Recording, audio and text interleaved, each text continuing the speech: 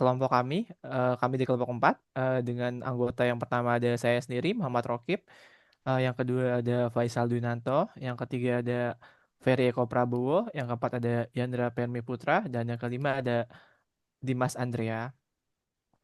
Next.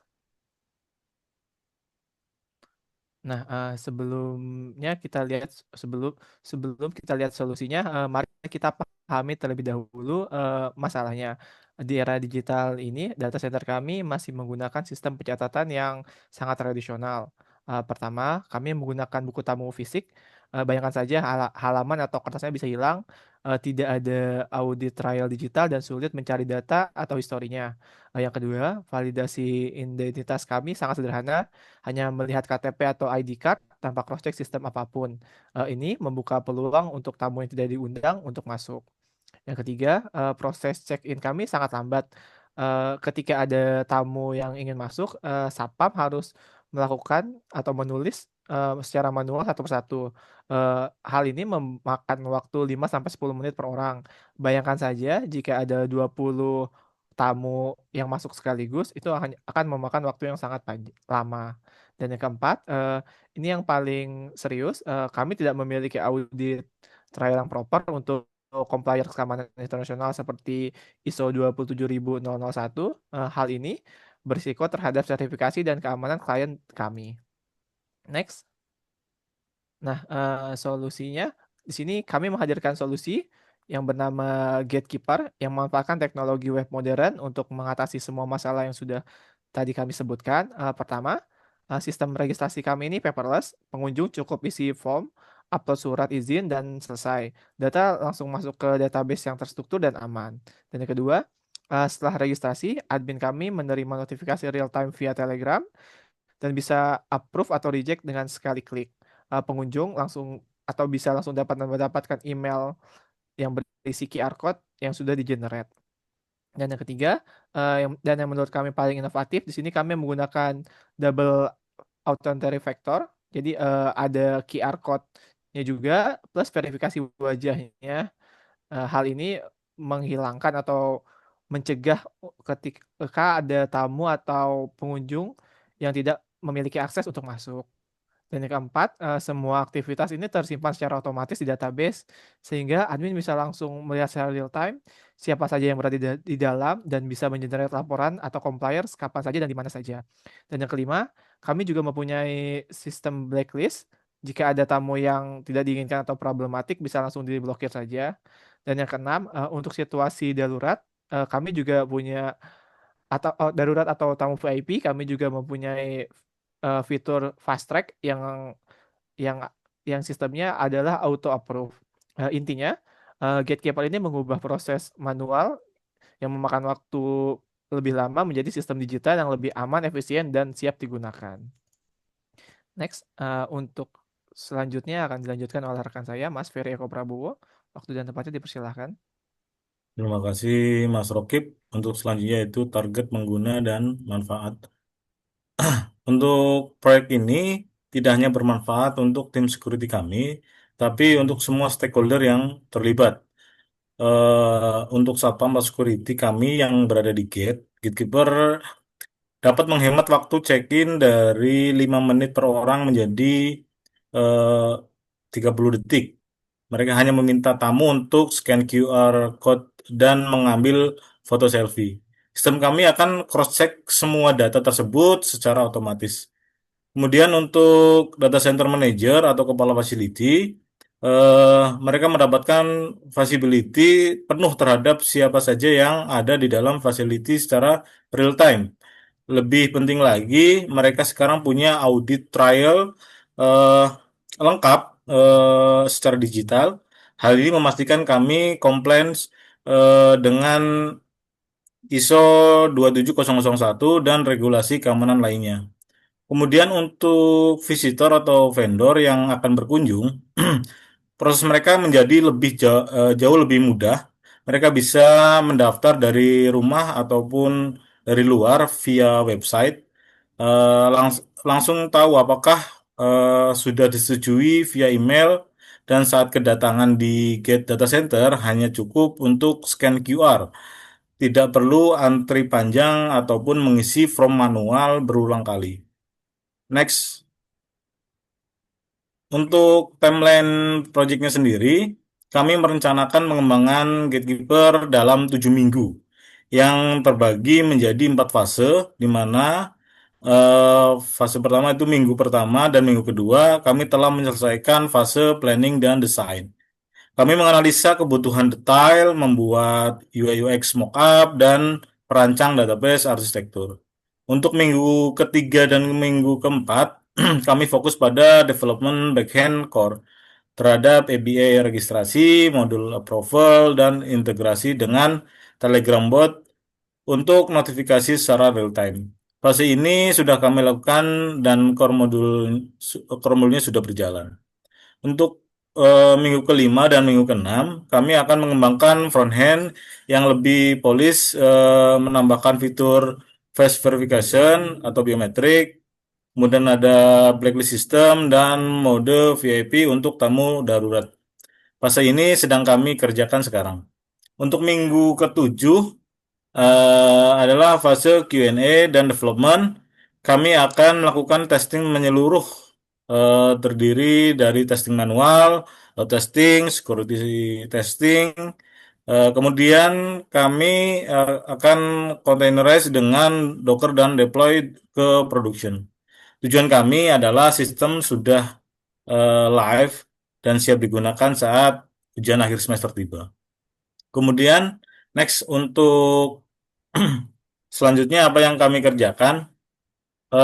Skup proyek kami cukup komprehensif. Kami mengembangkan web application lengkap dengan 4 modul utama yaitu dashboard admin untuk manajemen, kemudian ada portal resepsionis untuk approval, kemudian ada interface gate untuk security dan landing page untuk public. Eh, Bagian kami menggunakan Django REST API yang robust, database PostgreSQL yang reliable dan integrasi dengan Telegram untuk notifikasi secara real time. Untuk keamanan sendiri, kami implement multiple layers, ada GWT atau authentication, ada two factor authentication yang tadi menggunakan QR dan face, kemudian untuk input validation secara ketat dan role based access control. Dan semua itu kami containers dengan Docker sehingga aplikasi ini bisa di-deploy ke server apapun dengan mudah dan cepat. Ini yang membuat Gatekeepers scalable dan production secara ready. Sebagai deliverable final, kami siapkan source code secara lengkap, kemudian ada Docker container, ada dokumentasi lengkap meliputi API docs, user manual, database skema, dan yang terakhir testing report yang komprehensif. Mungkin akan dilanjutkan selanjutnya oleh Mas Dimas. Terima kasih. Baik, terima kasih untuk Mas Ferry. Kemudian untuk kebutuhan sumber daya dan budget, dari sisi infrastruktur sendiri kami sangat efisien. Kami menggunakan cloud server dengan spek sederhana yakni 2 CPU dengan 4 GB RAM. Dengan cost hanya 300.000 per bulan. Untuk development tools, mayoritas pakai open source atau free tier, jadi cost software sangat minimal. Kemudian untuk total operational cost untuk 7 minggu development hanya sekitar 1 juta yang sangat affordable. Ini membuktikan bahwa Gatekeeper adalah solusi yang cost efektif dan sustainable jika nantinya diproduksi atau dijual ke data center lain. Next, Mas.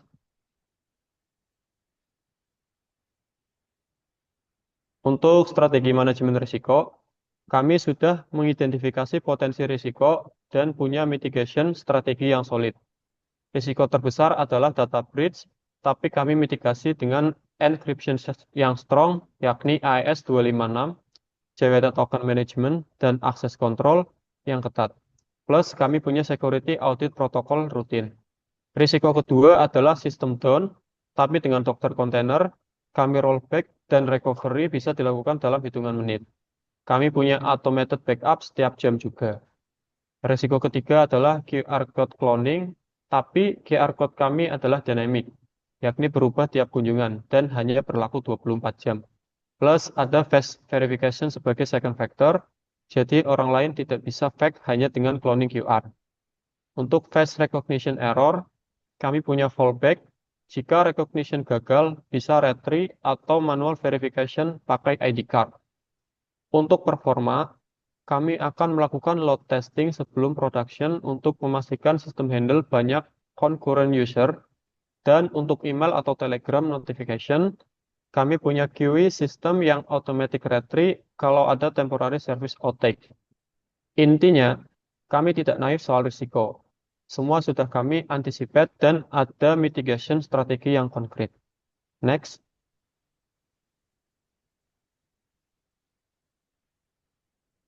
Oke. Kemudian untuk metodologinya, kami menggunakan metodologi Agile Scrum untuk project management. Ini artinya development kami dibagi menjadi sprint. Masing-masing sprint adalah 2 minggu.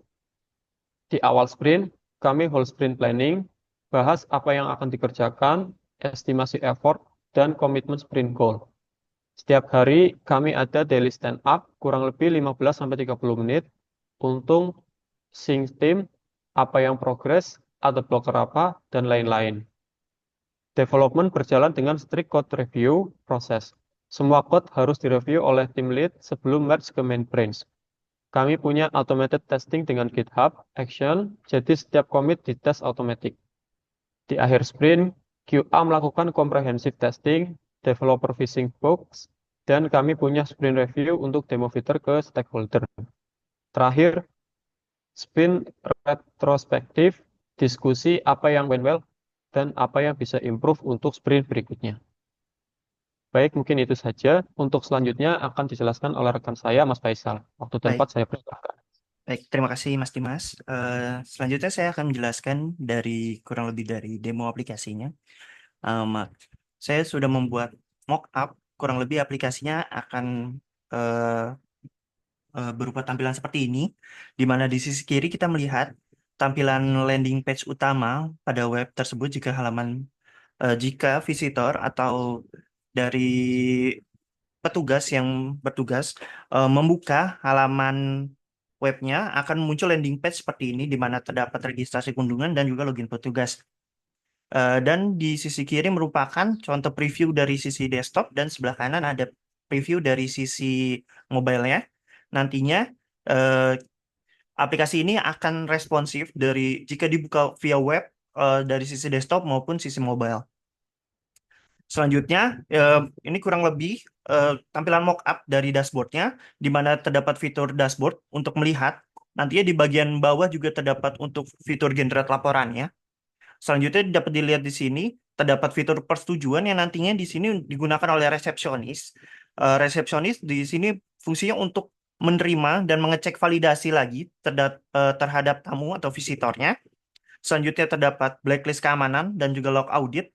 Nantinya di sini untuk memastikan sisi-sisi keamanan tadi memenuhi compliance dari ISO 27001.